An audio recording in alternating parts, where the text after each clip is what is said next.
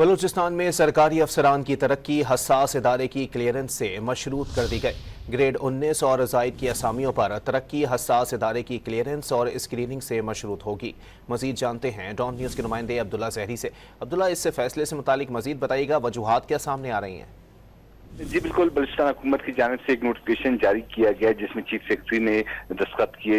بتایا جا رہا ہے کہ گریڈ 19 اور اس سے زائد کے تمام افسران کی تعیناتی سے قبل ان کی کلیئرنس اساس اداروں سے کی جائے گی، جبکہ گریڈ 17 اور گریڈ 18 کی جو تعیناتیاں ہوں گی وہ بلوچستان حکومت اپنی ذریعے ہی اس کی کلیئرنس کرے گی۔ جبکہ اس حوالے سے یہ بتایا جا رہا ہے کہ جو تمام اضلاع جو حساس اضلاع سمیت جو اہم جو سیکرٹریز کے لیول کے پوسٹ ان کے لیے انتہائی ضروری سمجھا جا رہا ہے، کیونکہ بلوچستان میں جو موجودہ صورتحال میں حساس مقامات اور امن و امان کی ابتر صورتحال کے باعث یہ اقدام اٹھایا جا رہا ہے۔ اور یہ بتایا جا رہا ہے کہ بلوچستان کے جو سرحدی اضلاع ہے وہاں پہ جب تک ایک حساس ادارے کی منظوری نہیں ہوگی وہاں پہ ڈپٹی کمشنرز کی تعیناتی بھی عمل میں نہیں لائی جائے گی۔ اس حوالے سے ملازم تنظیموں میں بھی تشویش کی لہر دوڑ گئی ہے۔ جی بہت شکریہ عبداللہ۔